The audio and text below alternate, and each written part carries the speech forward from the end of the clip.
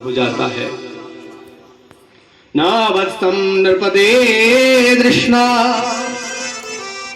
भवनारूढ़ महारथी नाग्रहितो मया यत्त्वां कक्षवापि निरात्मजा। एक दिन महाराज उत्तानपाद अपने पुत्र उत्तम को अपनी गोदी में खिला रहे थे। ध्रुव जी ने मन में सोचा कि मैं भी अपने पिता की गोदी में खेलूं, उस राज्य सिंहासन पर बैठूं। एक दिन ध्रुव जी भी खेलते खेलते उस राज्य सिंहासन में प्रवेश किया। जाकर देखा तो उत्तानपाद अपने पुत्र ध्रुव को अपनी गोदी में उत्तम को खिला रहे हैं। ध्रुव जी भी देखने लगे। ध्रुव जी ने उत्तानपाद से कहा कि पिताजी, मैं भी आपकी गोदी में खेलना चाहता हूं, इस राज्य सिंहासन पर बैठना चाहता हूं, मुझको भी अपनी गोदी में ले लो ना आप। उत्तानपाद ने ध्रुव को अपनी गोदी में नहीं लिया। ध्रुव उनके सामने खड़े हुए हैं। इधर सुरुचि वहां पर आई। सुरुचि ने ध्रुव को देखा। ध्रुव को देखकर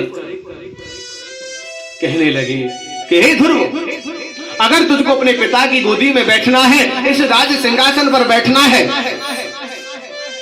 तो सबसे पहले तुझको मेरे गर्भ से जन्म लेना होगा।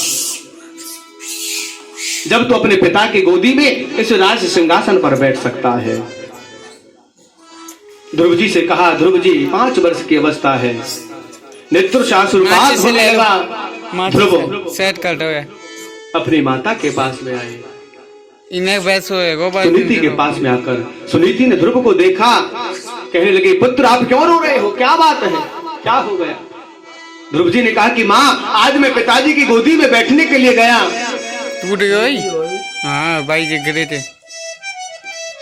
पिताजी के सानिध्य में गया। ये माचे से लगा था।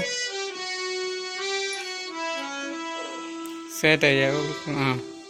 तो ध्रुव जी, माता ने कहा कि अगर तुझको अपने पिता की गोदी में बैठना है, इस राज सिंहासन पर बैठना है, तो सबसे पहले तुझको मेरे गर्भ से जन्म लेना होगा। जब तू अपने पिता की गोदी में इस राज सिंहासन पर बैठ सकता है।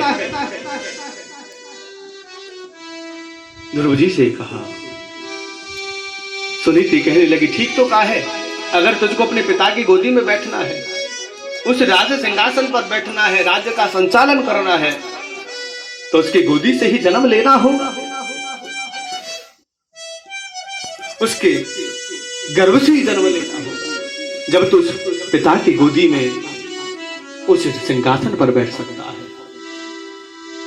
हित्वामि संत पितरम सन्नवाचम जगाम मातुः पितुर्वदनम सकाशमाह। आज ध्रुव जी हिचकियां लेकर रोने लगे, अश्रुपात करने लगे। आज सुनीति माता ने भी उनसे कह दिया, अगर तुमको अपने पिता की गोदी में बैठना है, राज्य सिंहासन पर बैठना है,